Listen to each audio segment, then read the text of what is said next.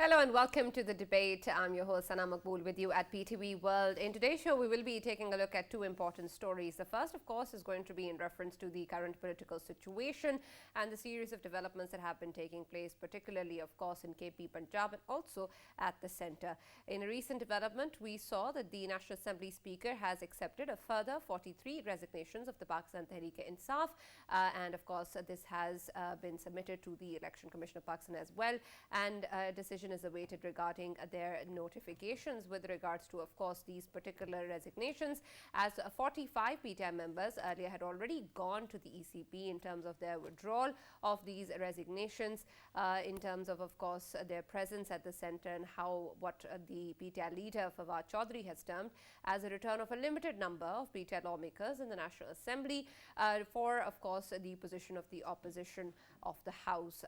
This is important, of course, in terms of what is going to develop both at the centre and then, of course, simultaneously as to what is going on in KP and Punjab.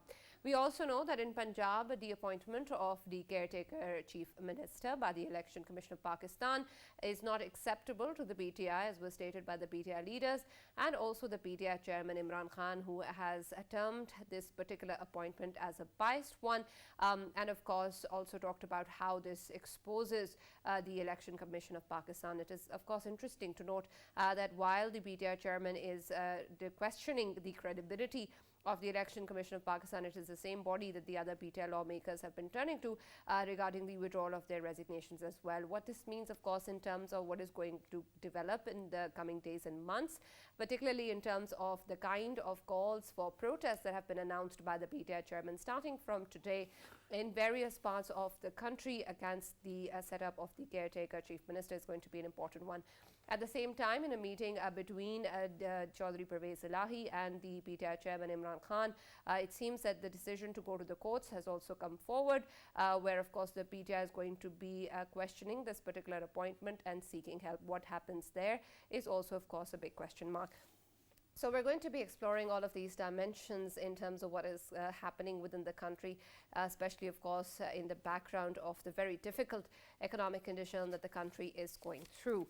We're also at the same time in our second segment going to be exploring that particular aspect a little more and also focusing on the particular development that we've seen in the first half of the current fiscal year, where the government has allowed the import of 2,200 luxury vehicles.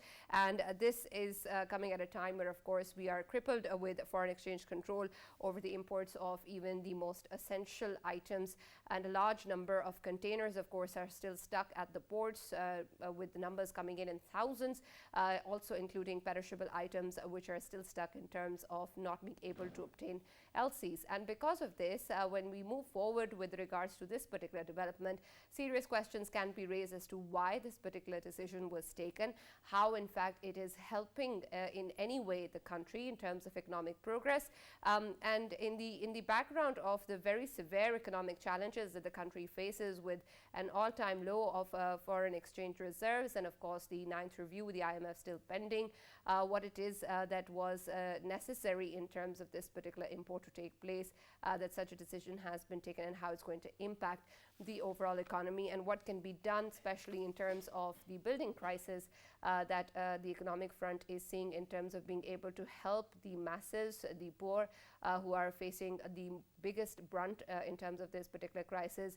and to be able to support them in a way that the bigger aspects of the kind of crisis that Pakistan is currently going through comes not on them, but in fact on the elite. So we're going to be taking a look at that in our next segment of the show today. For this and more, as always, in the studios, I have been joined by senior analyst Farrukh Pitafi.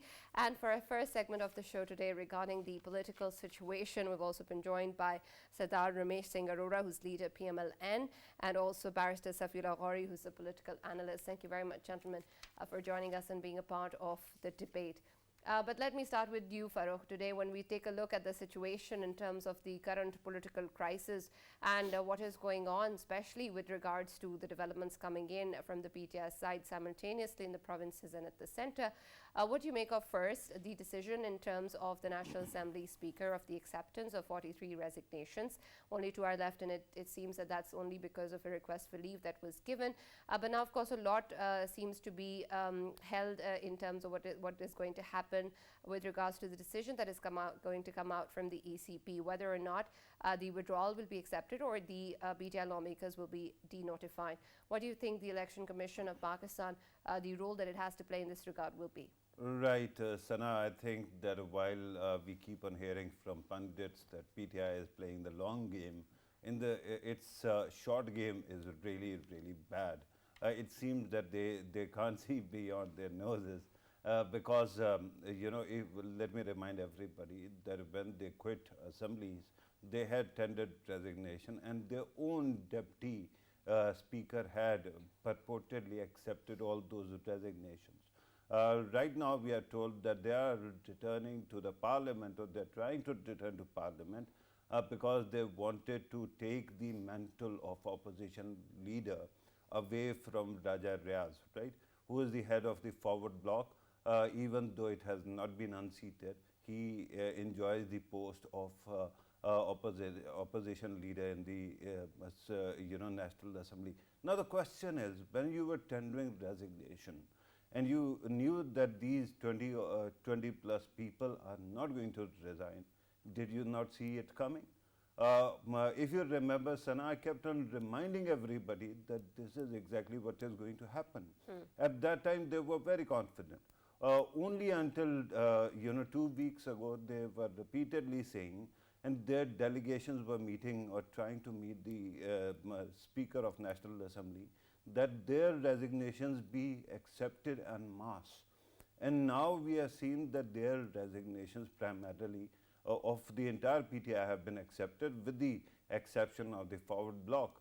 So today, if they complain, should we be listening to that? Because A, according to their own narrative, all their resignations were accepted by their own party. And then, even if that wasn't the case, they wanted an out. And let me remind everybody that only until 2 weeks ago, they had two governments in their hand, which was a very powerful situation. One of the governments was heading the most populous province in the country, and there was no time push to actually vacate that office. They had thrown away all the advantages one by one, and now we keep on hearing that somehow there is going to be a long game, and that's how they are going to return with 2/3 majority. My question at this moment is, why is it that you keep on hemorrhaging leverage after leverage? And after that, what exactly is the roadmap? Annoy everybody and then throw yourself at everybody's mercy, everybody who's your victim? I don't get this. All right. Ramesh Saab, considering that this particular move of the acceptance of resignations has come in a series of developments that have taken place altogether, and just in terms of a very short interval, and we've been seeing that this demand has been coming in from the PTI for quite some time, and so right now what the PTI leaders are accusing is, of course, ill intent, or the fact that this was something done particularly to save the forward blockers Farrukh was mentioning, or to, of course, prevent the no trust motion against the Prime Minister, as was stated earlier by the PTI side. How exactly will this be defended in terms of the way that moving forward this impact is going to have on whether or not these particular resignations have been done so or accepted just because of the particular statements coming in from the PTI side? How will this be defended now, considering the timings? Yeah, Sana, thank you so very much for taking me online and particularly to share my views on the recent scenario. First of all, whenever you're going to introduce me, you must introduce me with this name, that Ramesh Singh Arora, former member Punjab wishful dissolved assembly on the wish of Mr. Imran Khan. So people must know that the Punjab Assembly was doing its job, and that is dissolved just because on ego of one person, and that person is Mr. Khan, because Right. he's the one who always wants that if I am not in the power, I means he himself, he doesn't consider anyone else. Either he's from his party, he or she is from his party, or he or she is from others party, and that is his mental situation. Mental, you can talk about that, his mental capability. So his case is gone. Now he's on the losing end. Initially, he was talking about that I'm going to dissolve the two assemblies, and he did it. He's what would I call? The Punjab Assembly was doing it better, and Mr. Pervez Rai never wanted to dissolve his assembly because he knew that if I'm going to dissolve this assembly, what would happen next time? Or I'm not going to become the chief minister of Punjab. And for last 8 to 9 months, whenever he was the chief minister of Punjab, whatever he has done so far in the Punjab, everyone knew it. How he ruined the laws, how he ruined the financial, like you can say, the overall the government exchequer, public exchequer. Despite of all that, he never wanted to lose his assembly, but ultimately he has to follow the directions of he wish list of Mr. Imran Khan, that he Imran Khan wanted to dissolve that assembly, and ultimately that dissolved. And the second scenario is the KP assembly. Now, why Mr. Khan is crying? On the one side, they gave the resignation of all of his MNS in the National Assembly, and ultimately now it's technical game. Government, what the speaker did, ultimately he has accepted the resignation, and this honorable speaker of the National Assembly gave them chance again and again to come to the assembly, and if you have not given those resignations, come to the assembly and say either you have given the resignation or not. But they didn't come. Now it's the ball. Now the ball is in the court of the speaker. So ultimately, he has accepted the resignation, and now there are no more parliamentarians.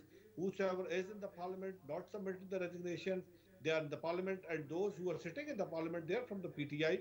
So now Imran Khan's game is over. He was playing a bluff game, and ultimately he's on the losing end.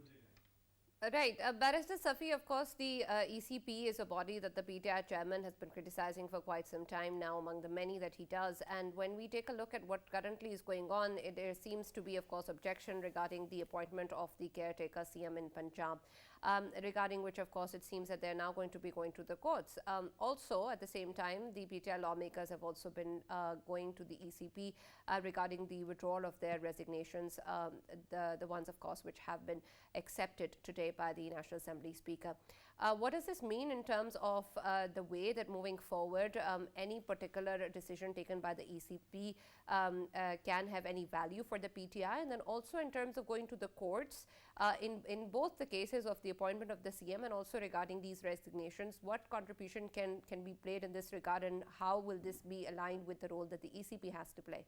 And Safi, could you also explore for us the legal grounds on which they might actually go to the court regarding the appointment of caretaker chief minister? Because I haven't seen any such,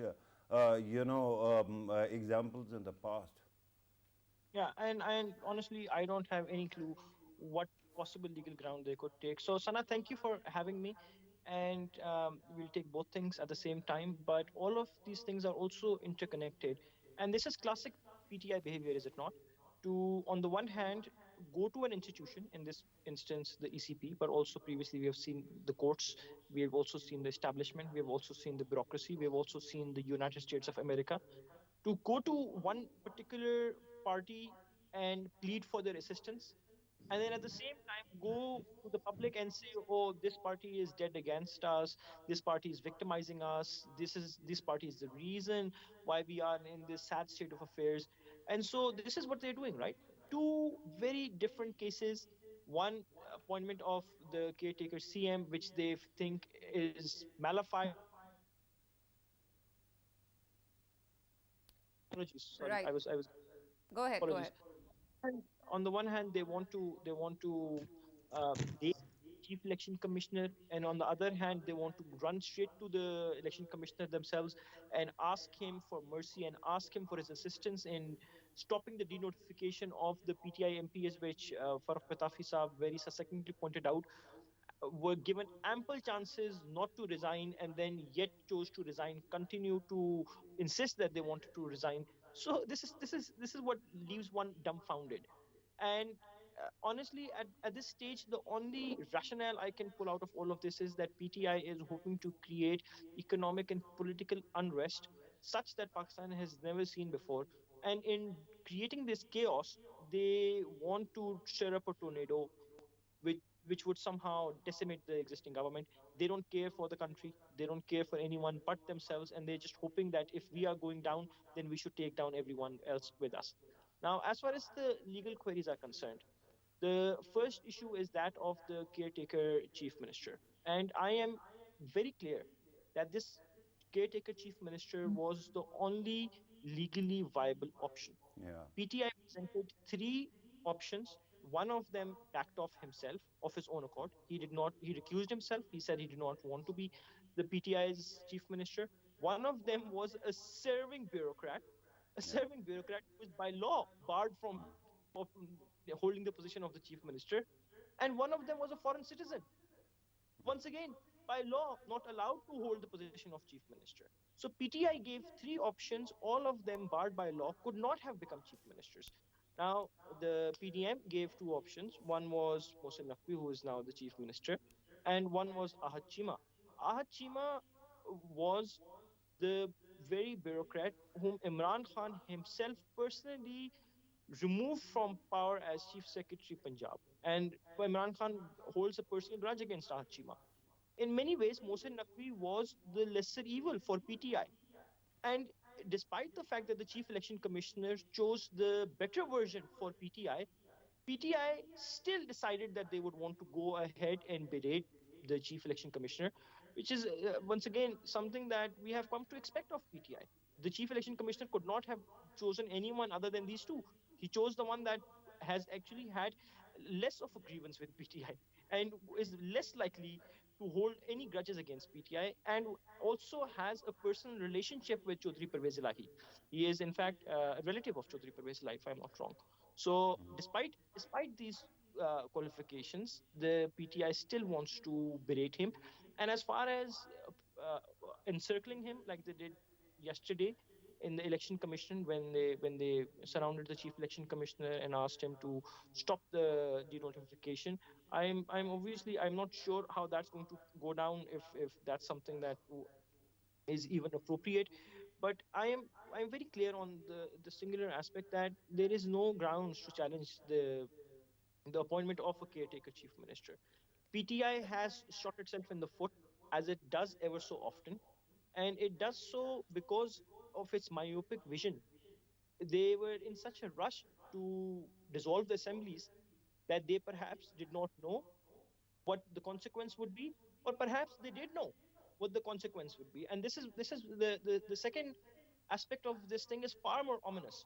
Perhaps they knew that Mohsen Naqvi would be the one who would come forward as chief minister, and that is why they said in advance that Mohsen Naqvi is somebody who is a party of PDM. That is why they started saying in advance that no matter who the selection is, they will go to the courts.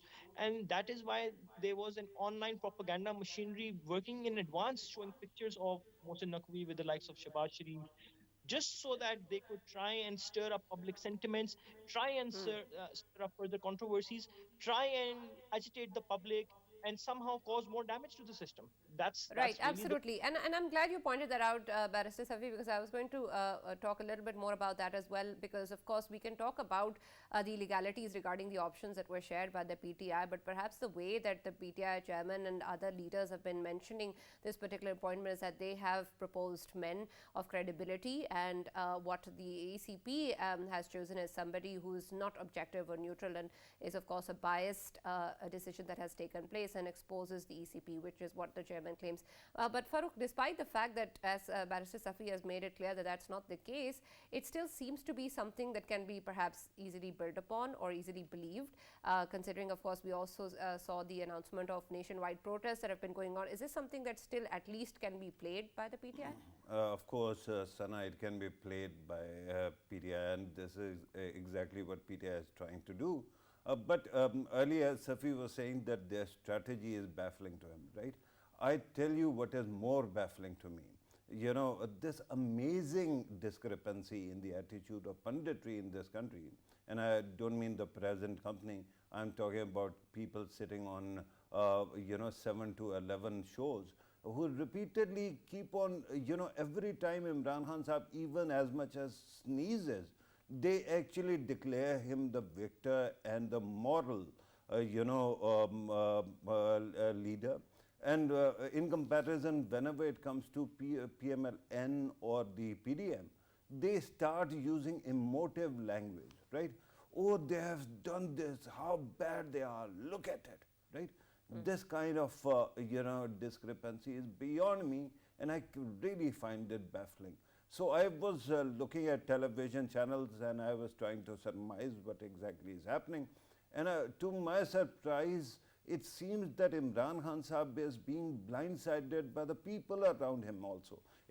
I agree that it also reflects poorly on his own judgment. Yes. But recently, I was told, after seeing so many flip-flops and so many backfires, I thought that I would reach out to a couple of friends that are there, backbenchers, just to understand what is going on and what is on the mind of the man. And somebody astonished me by saying that my name was also mentioned as proof that I was also supporting this option. And I said that all you had to do was reach out and ask me whether I am doing something of the sort or not. It reminded me of something very interesting a few years ago, Sana. Do you remember there was a movie being made called Kaptan on the life of Imran Khan Sahib? One fine morning, I received a call from PTI's supporter who is congratulating me of becoming the producer of that movie. And I asked them, what exactly is the project about? And they said that it is about his life and you must know already because you got the project. And I said, no, that is not me.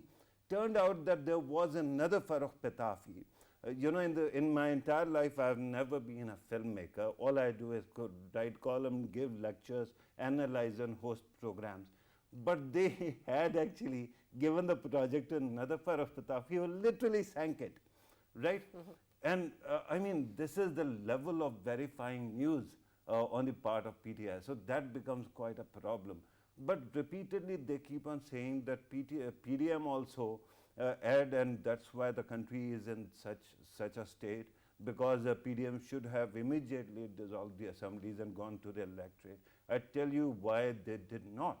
The only reason was that Imran Khan Sahib was actively, creating a narrative against the country's institutions. And that was really, really bad when you are already fighting a war on terror and you're facing so many crises. So this government actually stuck out its neck for the sake of this country. So, whenever punditry actually ends up criticizing the current government, they should realize that the people they are championing at this moment are trying to sink it, and this government is at least trying to save it. Absolutely, but Ramesh Singh Saab, considering that this may be what is actually going on, it's still, of course, the aspect of people also making that effort of verifying news is important, and how what sort of stances or narratives different political parties are taking, especially at this particular time, is also important. And we see that despite the fact that so many narratives have been shared and many new have been developed by the PTI over the course of 1 year alone, there is still perhaps the kind of share of public opinion that they enjoy that we haven't really seen in terms of the efforts from other political parties, especially now in terms of the campaign in the provinces and the upcoming elections in this year as well. Is there any strategy developed towards this? And also, please add to that, since there's shortage of time, I'm just going to add to this question the fact that when we take a look at the situation as to 2 provinces also holding elections, and then 40% of the seats at the center also being vacant, being used, of course, as an argument by the PTI for a call for general elections, what sort of a response is there from parties like the PML-N as to why that shouldn't be the case? Ramesh Saab, can you kindly unmute yourself? We can't hear you.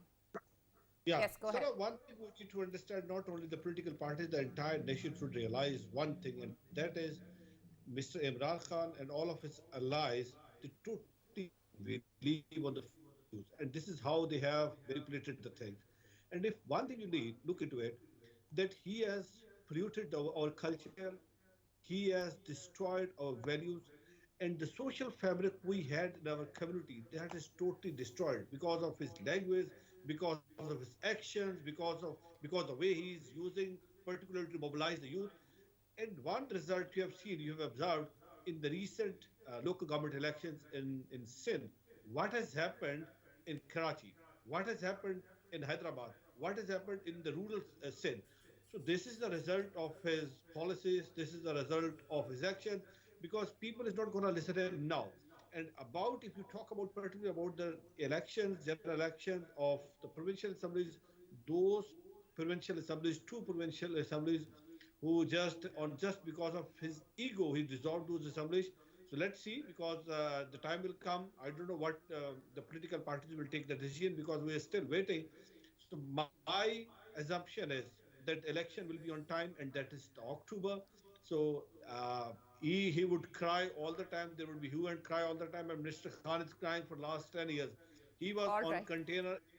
He was container in 2014, and he is still on container, and he will be on container for next or rest of his life, because he doesn't believe on the institution. He doesn't believe on the constitution of Pakistan. He doesn't believe on the public of Pakistan. He just believes on his ego. And when someone is just believing on his ego, then there is nothing. There is just destroy and destroy. Right, Barrister Safi, a quick two questions from you as well. One, there's of course the allegations being raised from the PTI side that the governors in both KP and Punjab haven't announced the election so far. And is there any legal line that has been crossed in terms of any time bar that was there in terms of this particular announcement, and also in terms of the kind of surprises that we have seen in various parts of the country in many elections, considering of course what happened in Karachi or what happened previously in Punjab as the stronghold of PML-N.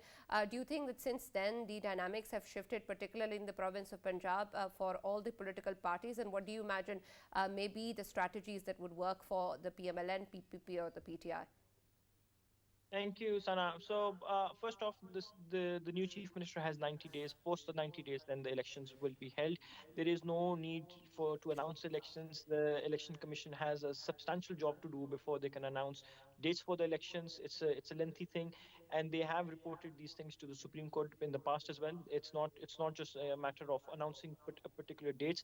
They have to make voting rolls and do hefty preparations. And at a time when there is a law and order situation all across the country, I do think that having elections immediately may not be a good idea. Now, the second part of the question is where I would disagree with my learned friend Ramesh Singh, and perhaps with the entire company here. I Once again, I like any patriotic Pakistani, I would hope that the elections take place on time. I would want them to take place in October, but we need to look at the reality of Pakistan, and I think the reality of Pakistan is currently a little glum, not for reasons that are necessarily attributable to this government, partly due to international reasons, and and a large part of it can be attributed to the uncertainty that PTI is stirring up. The fact that a lot of friendly countries are hesitating in extending us loans is because they are not sure what's going to happen if elections take place, and if Maniac comes into power, then that's money lost. So a lot of these countries are are a lot of our friend countries like Saudi Arabia, like China, like UAE, which have in the past always come to our assistance, are not currently assisting us because of other. And I think and i think this is where the all important question comes in, of what we can expect in the coming 2 weeks. And once again, I'm not saying that and I don't want to be one of those pundits that Farrukh Sahib just spoke of, but things are gloomy. There is considerable pressure on our foreign exchange. The governor state bank was recently surrounded by traders and lambasted, and we know that there are close to 4,000 containers that are currently awaiting change. It's practically impossible to get dollars right now if you have to send money to your kids abroad, or go for even like a foreign trip or something. So I foresee Right. maybe maybe the government of Pakistan will either have to impose a financial emergency and extend the time of this government, either that, Okay. or as we now see, the fact that this the fact that certain PTI members suddenly do not want to resign, maybe this is a move towards the formation of a national government. Once again, not something that I am particularly pleased about, but I do foresee some extra constitutional move being Okay. made the coming days in order to try and save Pakistan from the kind of arrows of uncertainty that are Right. heading towards. And I really All hope right, that Barrister I will. Safi, we're short on time, but of course we hope that that is not the case and we see elections on due time. But thank you very much for being a part of the show and the discussion. And likewise, Sardar Ramesh Singh Arora Saab for joining us and being a part of the discussion. We'll conclude this particular segment over here and move on to the next one, which focuses on what Barrister Safi was also referring to, the kind of economic and very crisis-like situation that Pakistan has been going through for quite some time now, where our foreign exchange reserves are, of course, at an all-time low, and we are in a serious challenge in terms of how we're going to go ahead with the current fiscal year, and of course the challenges that lie ahead as well. Many of this also depends on our review with the IMF, especially of course our engagements with friendly countries as well depend on the fact that this particular program is also successful. So of course this challenge regarding the economic process is a big one, and at the same time we have also seen that the government has allowed the import of 2,200 luxury cars in the first half of the current fiscal year, which of course begs the question as to why this particular decision was taken and how it's going to impact the economy. So Farrukh, considering of course that there are a number of containers still at the ports that contain a lot of very essential goods, including medicines and others, and they are still of course stuck at the ports. At the same time, we have seen that the import of these luxury vehicles have been quite, reasonably smooth, and because of that there is of course the obvious question as to why this is happening. So why do you think this is so, and how exactly do you think this can actually be carried out given the current condition? Right, Sana, let me challenge you there. You are calling them luxury cars. Honestly, don't you know they are the most essential items in this country? In this country, where while we are talking about this, cat food is the luxury item. Medicines. I'm a heart patient, and of course, the life-saving drugs are luxury products. But cars, they are essential for the elite, and they run the country. Right. So that is going to be the way things are. But unfortunately, because of this story, let me remind everybody that yesterday the State Bank of Pakistan has asked banks to allow companies to ensure that if they can arrange foreign cash, forex money, they can get LCs and they can get their products inside the country. To an estimate somewhere between 5,500 and 8,500 containers, Sana, are languishing on our ports. And at that time, this news that our elite keeps on importing cars is amazing. It is stupefying. I don't actually blame the government per se, because if you have covered the business and economy section of this country, you continuously realize that this country is run, especially when it comes to imports, based on one Raj that is called SRO Raj, right? Which is Statutory Regulatory Order. These are letters that are given out by bureaucrats, and that provides exemptions on imports and taxes and everything, right? And because of that, you don't need to actually go to very high level. For example, you don't need to go to the Prime Minister, you don't need to even go to the Finance Minister, to a Trade Minister to get these approvals. This can be done at a very lower level. And that is why we are in such a bind, because our priorities, especially of the influential elite class, has been such that always your and my essential items will be secondary and their luxury will certainly come first.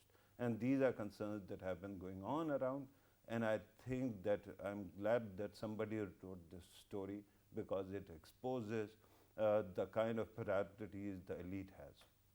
Right, and of course, this also points towards the kind of structural changes that perhaps need to be made to disallow such measures to be taken. But we'll talk more about that. Let us also welcome in the show senior economist Dr. Mohammed Saleem and Dr. Aqdas Afzal, who've joined us online. Thank you very much for being a part of the debate. And of course, we'll talk about the overall economic challenges that the country faces also, but also in light of decisions that are quite in contradiction of the kind of needs that the country is facing. So, Dr. Mohammed Saleem, considering that when we take a look at today's conditions, it is of course a serious challenge for Pakistan in terms of the foreign exchange reserves and the ninth review of the IMF still pending. And because of that, a lot of other engagements with our friendly countries is also pending.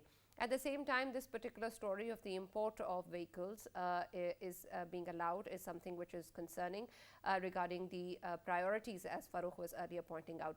How can this exactly be curbed, and who's really at fault here in terms of the way this particular series of actions have been taking place in the first half of the fiscal year?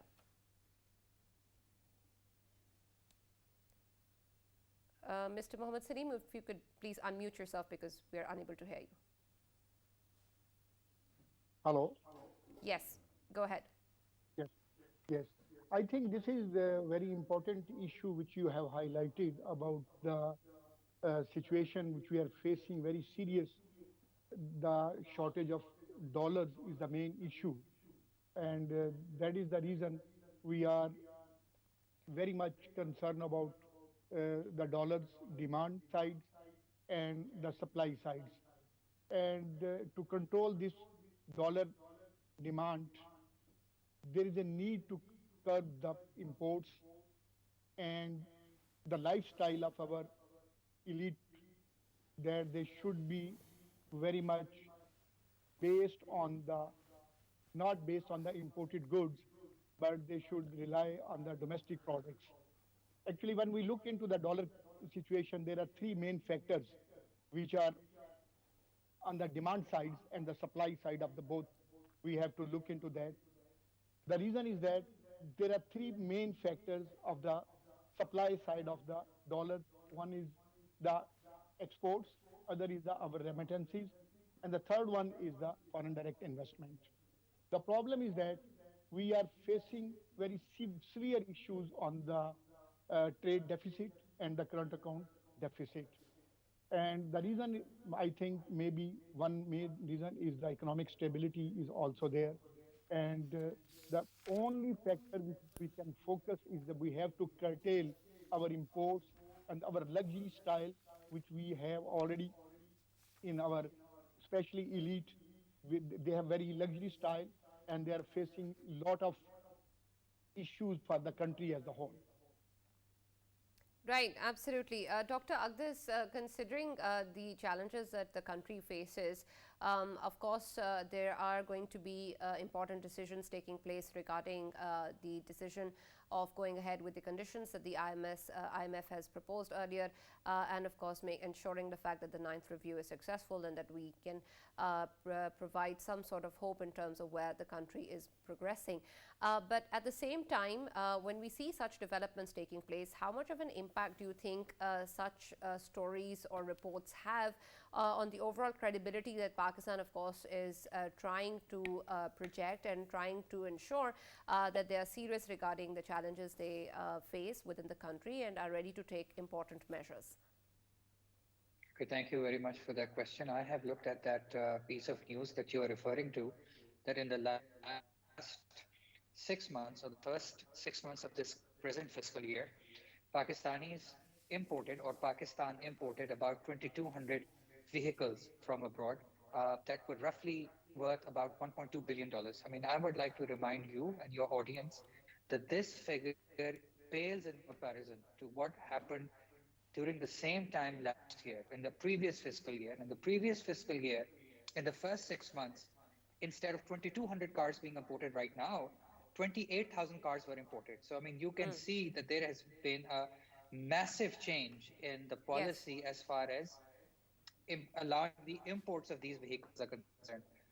I was also looking at this piece of news in some more detail, which senior customs official was being quoted without naming that person, and they said that these imports took place in the quarter, in the first quarter of the present fiscal year, and that basically, and these imports took place because these were already in the pipeline, and once those cars had already come in, no further cars or very few cars were allowed to come into Pakistan. So I think where this piece of news is shocking, that when Pakistan is facing a liquidity crunch when it comes to foreign exchange, um, if you do a comparative analysis of the number of cars that have been imported in the first 6 months compared to the previous fiscal year, the number um, is very small compared to the last fiscal Right. year. So the policy is on the right track. Okay, Dr. Aqdas, I understand that comparison, and of course that is a valid one as well. But what about the comparison with regards to the kind of imported goods that are stalled at the ports and are still in the containers, while at the same time the import of these vehicles is being allowed? That's a fair point, Sana, and I think you are absolutely right when you say this. That the fact that these vehicles were allowed to pass through, even if they were 2,200 or even if they cost $1.2 billion, goes to show that the kind of influence and privilege that certain elites in this country enjoy, whereby these containers are stuck at the ports, people are paying demurrage, whereas people who import expensive cars, and about 164 of these vehicles were very expensive electric cars, and they were able to get clearance from the port. So it does point towards the lopsided nature of influence in this country, whereby elites enjoy a disproportionate amount of influence in Pakistan. Right. Thank you for that. Farrukh, when we talk about this particular issue, there is also, of course, concern, especially with regards to the acceptance of conditions of the IMF and how this is going to impact the public in general. And then, of course, the people who are already suffering and perhaps are going to suffer more as a result. And there is emphasis, of course, on programs such as the BISP to help support these people in this particular struggle. But how exactly are we also going to ensure that the elite also takes care of the major portion of the brunt that Pakistan is going to face as well, and that we ensure that the kind of infrastructure that is in place also provides for that to take place? Right, Sanam, and that is an amazing question because it actually points right to the heart of the matter. The elite of this country is very influential. If the elite was not influential, we wouldn't have been talking that much about subsidies in electricity sector, or for that matter gas sector, but we would have been questioning why is it that property sector is and one of the most inefficient sector, by the way, is the among the most subsidized sectors in the country. Why is it that actively there are policies in place which encourage investors to sink their money in property rather than actually building up any kind of businesses in the country, right? Because elites get everything they want and they are very influential. So this is exactly what will keep on happening. You used earlier, before, immediately after my answer ended, you actually used a beautiful term, that is structural reform. And I tell you that structural reform is very important in this country. I've been hearing about it since I was a child, and I'm an aging man right now, right? But what happens is that during all this time, every time you talk about structural reform, who ends up paying more money? It is the common man on the street. I understand that BISP is a very influential and useful vehicle to transfer cash to the very poor in the country, but there is another class. We keep on dividing the middle class into various segments, lower middle class particularly, but which is barely an accretion or an extension of the poor in this country who are never supported. The people who actually barely make it without inflation. And inflation already is going through the roof. Now, with all these circumstances, while we keep on talking about reform, in the end it will be the common man on the street which will be paying more and not the elite. had the government wanted or the state of Pakistan wanted, it could have actually removed subsidies from all these luxury products, from land to these heavy vehicles. Why do you allow these vehicles at this moment to enter the country? It is not as if there are not cheap vehicles available. It is not as if cheap vehicles are not being made in the country. It is not as if, thanks to our Malaysian friends, our Chinese friends, we don't have companies that might be able to provide you with vehicles which look good and they are actually at a very reasonable price as well, right? And they are being manufactured in this country. With all that in mind, my concern is, yes, we are going to go to IMF. I think that because the Prime Minister was very articulately open about it, that we are going to accept all the conditionalities. I think that in coming days we are going to patch up and get the program rolling again. But in the end, when you talk about reform in this country, that doesn't seem to be happening. All right. Dr. Aqdas, the issue of structural reform is, of course, an important one as well, but it's also a slippery one, as Farrukh has mentioned, that we've been hearing about it, but it hardly happens, and not just particularly in this aspect, in perhaps any aspect.